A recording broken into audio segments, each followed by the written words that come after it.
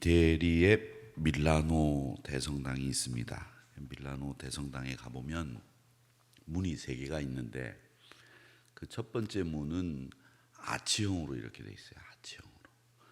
두 번째 문은 십자가처럼 이렇게 돼 있습니다. 세 번째 문이 또 하나 있고 세 번째 문은 그냥 평범하게 생긴 그런 문입니다.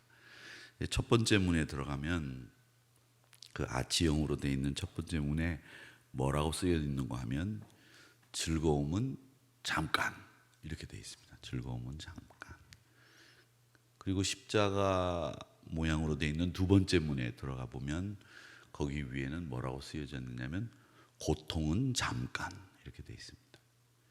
그리고 세 번째 이제 평범하게 생긴 그 문에 들어가 보면 그 위에 뭐라고 돼 있느냐면 가장 중요한 것은 영원한 것 이렇게 돼 있습니다. 이제 그게 라틴어로 쓰여져 있는데 고통도 잠깐, 즐거움도 잠깐. 제일 중요한 것은 영원한 것이다 라는 말을 그 성당 세 개 문 위에 이렇게 쓰여져 있습니다. 오늘 이 말씀은 베드로 사도가 흩어진 박해로 인해서 흩어진 성도들에게 주신 말씀인데 그 말씀의 내용은 뭐냐면 우리는 영원한 것을 사모하는 사람들입니다 라는 뜻입니다. 영원한 것을 사모하는 사람들이지 잠깐 눈에 보이는 즐거움, 잠깐 눈에 보이는 고통 때문에 일비하고 일희하는 이런 사람들이 아니다. 그래서 베드로 사도는 그리스도께서 몸소 보여주신 그 십자가에서의 모습은 우리에게 영원한 것을 주시기 위해서 그리스도가 십자가에서 고통당하신 것입니다. 여러분들이 지금 흩어져 있으나 영원한 하나님 나라 집으로 향하고 있는 성도들입니다 라는 얘기를 지금 하고 있는 겁니다.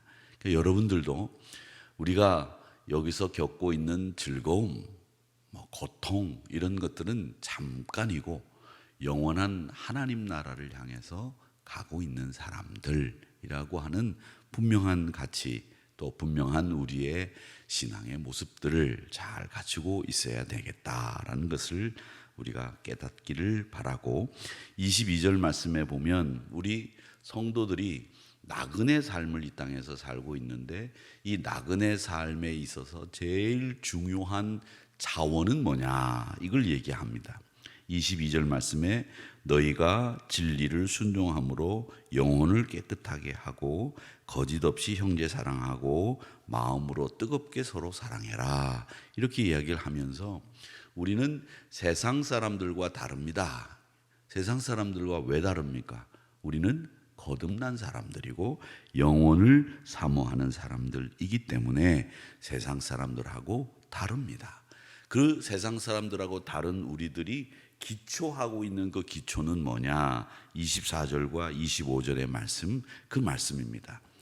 꽃에 풀의 꽃 같은 또 풀 같은 시들고 마르고 떨어지는 것이 우리 삶이 아니라 영원히 변치 않는 하나님의 말씀에 기초하고 있는 삶, 이게 우리의 삶이다 이렇게 이야기를 하고 있으면서 말씀에 기초한 삶은 쇠하지도 않고 굴하지도 않는다라고 이야기를 하고 있다는 거죠. 근데 이 이야기를 하는 이유가 있습니다. 배경을 우리가 알고 있어야 되는데 이 베드로전서 후서가 쓰여질 당시에는 기독교인들이 엄청나게 박해를 당하고 있었거든요. 너무 박해를 많이 당해서 예수라고 하는 말만 해도 끌려가서 죽임을 당하는 시대에 흩어져 가지고 예수 믿는 흉내도 못 내고 그저 숨어서 신앙생활을 하던 때였기 때문에 고통스러웠을 거예요. 되게 힘들었을 겁니다. 예수 믿는다 하다가 걸리면 그 자리에서 죽임을 당하기도 일쑤였기 때문에 거센 박해 앞에서 로마 제국이 무너지지 않을 것처럼 보였다는 거죠. 그러니 얼마나 소망이 없고 얼마나 힘들었겠습니까? 그런데 베드로 사도는 그렇게 얘기하는 겁니다. 풀의 꽃도 시들고 마르고 떨어집니다 라고 하는 이 말에 꽃이라고 하는 것은 결국 로마 제국을 가리키는 상징적인 단어가 되었습니다. 그러니까 잠깐의 영광 기대지 마시고 영원한 하나님 말씀 의지해서 굳세게 나가십시오. 그리고 이 땅에 사는 나그네의 성도 된 삶의 가장 큰 자원은 뭐냐면 변치 않는 하나님의 말씀입니다. 이 이야기를 하고 있습니다. 자, 그러면서 2장 1절에서부터 5절까지의 말씀의 내용은 뭐냐면 나그네로 사는 우리 삶의 태도를 이야기하고 있습니다. 태도를 이야기하는데 제일 먼저 시작이 그러므로라고 하는 접속사로 시작을 합니다. 그러므로라고 하는 말인데 이 앞에 말을 받아서 이제 이렇게 해야 되겠지요 라고 할 때 그러므로라고 하는 말을 씁니다. 우리가 열심히 살았으므로 우리는 행복합니다. 그러므로 우리는 이렇습니다. 이렇게 이야기를 하는 건데 앞에 부분의 전체를 받는 말씀으로 하나님의 말씀을 내 삶의 자원으로 삼아 시들어버릴 권력을 기대지 않고 이 땅을 당당하게 살아가는 나그네의 삶을 허락받았으므로 이렇게 요약을 할 수 있겠죠. 그러면서 이제 어떻게 해야 되느냐 1절에 보니까 이렇게 이야기합니다. 제일 먼저 1절은 버리라 이렇게 얘기를 하죠. 뭘 버리냐? 기만과 외식과 시기와 비방하는 말 버리십시오. 이 얘기를 하고 있고요. 그다음 2절에 보면 사모하라고 말씀합니다. 순전하고 신령한 젖을 사모해라 이렇게 얘기합니다. 그러니까 우리가 영원한 하나님의 말씀에 기초한 그 말씀의 자원으로 삼고 있는 성도들은 이런 외식하는 말, 비방하는 말 버려야 되고 하나님의 말씀을 사모하는 삶을 살아가야 되겠고, 그 다음 4절 말씀으로 내려가 보면 뭐라고 얘기하느냐 하면 사람에게 버림받았으나 하나님께 택하심을 입은 보배로운 산돌이신 예수께 나아가 이렇게 되어 있습니다. 그러니까 버리고 사모하고 예수님 앞에 나갑시다. 이게 권면하는 베드로 사도가 말씀을 자원으로 삼고 사는 나그네 삶의 모습을 이렇게 세 가지로 버리고 사모하고 예수님께 나갑시다. 이렇게 이야기를 하고 있는 겁니다. 사랑하는 우리 한우리 성도 여러분, 여러분 거짓이나 비방하는 말이나 외식하는 말이나 이런 말들 다 버리세요.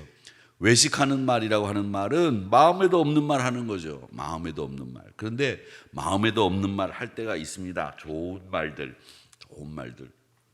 남자애들 보고 야 너희들 정말 씩씩하구나. 너희들 잘 될 거야. 이건 믿음을 가지고 하는 말이죠. 내가 마음이 없는 말이 아니에요. 그런 말들은 많이 하세요. 아셨죠? 믿음을 가지고 하는 말들은 많이 하시란 말이죠. 그런데 너무 우리가 상관없는 이야기 있잖아요. 내 마음에 없는 말들 하는 그런 경우들이 있는데 그런 경우들이 우리 사람들 삶 속에서 마음에 없는 말들 많이 하는 걸 이제 봤는데 저도 마음에 없는 말들 많이 하더라고요. 그러니까 여러분 마음에 없는 말들 많이 하지 마시고 믿음의 말들을 많이 하시기를 바랍니다. 아셨죠? 예, 믿음의 말들 많이 해야 되는데 이 마음에 없는 말들 많이 하는 거 버려라. 그 다음에 사모해라. 신령하고 순전한 하나님의 말씀 뜨겁게 사모하십시오. 그리고 보배로우신 산돌 예수님 앞에 나아가는 삶 정말 우리에게 필요하다라고 하는 것을 말씀하시고 있습니다. 자, 그러면서 우리가 은혜를 누리게 되는 신자들은 어떤 태도를 가져야 되느냐, 이걸 해석하면 부정적인 태도를 버리세요. 뭔가 매사에 안 된다고, 뭔가 매사에 늘 삐딱한 시선을 가지고 바라보는 이런 부정적인 태도를 버리고 늘 성숙하고 신령한 젖을 사모하는 신자로 살아야 되겠다. 2절의 말씀에 보면 이렇게 얘기합니다. 순전하고 신령한 젖을 사모하고 너희로 구원에 이르도록 자라게 하려 함이라. 그렇게 말씀하셨으니 우리가 구원에 이르도록 자꾸 자라야 되는 거예요.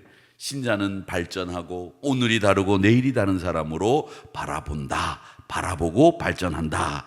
그러면서 성도가 바라보아야 될 최종적인 목적은 그리스도에게로 나아가서 5절에 보면 어떻게 되냐?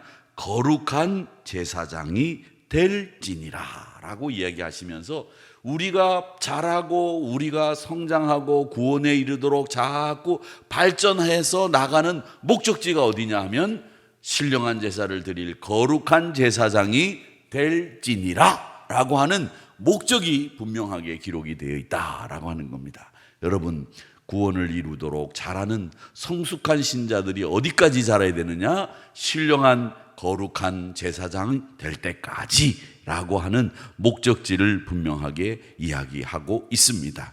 이 목적지를 향해서 늘 승리하며 나아가시기를 우리 한우리 성도님들이 되시기를 축원합니다. 자, 그러면서 오늘 마지막으로 6절에서부터 10절의 말씀에 보면 나그네 삶의 모범된 모습을 보여주고 있는데, 그 모범된 모습은 뭐냐면 버린 돌 같으나 가장 요긴하게 쓰이는 이런 돌이신 예수님처럼 우리가 버린 것 같지만 결국 하나님의 구원의 과정에서 가장 중요한 일에 기묘하게 사용하실 것이다 라는 말씀을 하시고 있습니다.